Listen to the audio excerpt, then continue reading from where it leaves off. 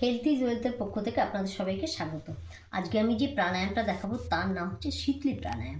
এই প্রাণায়ামটা করলে পরে আপনাদের যদি কোনো মুখের গলার কোনো রোগ হয় তাহলে আপনারা এই প্রাণায়ামের মাধ্যমে নিরাময় হতে পারেন। এমনকি হাই ব্লাড প্রেশার থাকলেও আপনাদের কিন্তু এই সুরাহা হবে এই প্রাণায়ামটা করলে পরে। আর জ্বর হলে পরেও আপনারা এই প্রাণায়ামটা করতে পারবেন।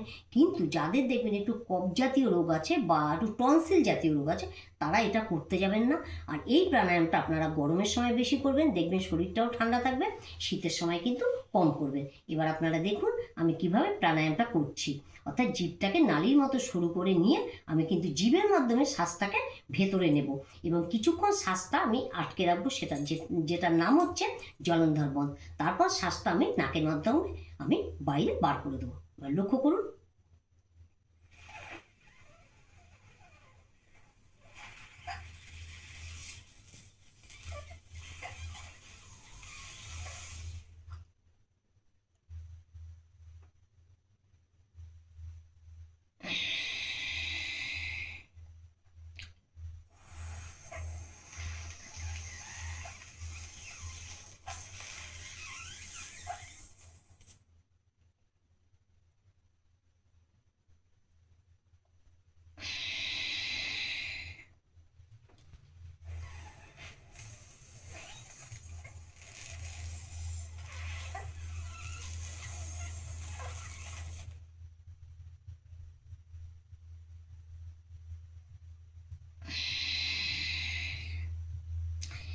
এইভাবে কিন্তু আপনারা 8 থেকে 10 বার করতে পারেন।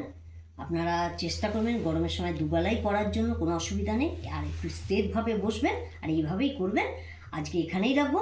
আপনারা আমার পাশে থাকবেন, লাইক করবেন, কমেন্ট করবেন, সাবস্ক্রাইব করতে ভুলবেন না। নমস্কার।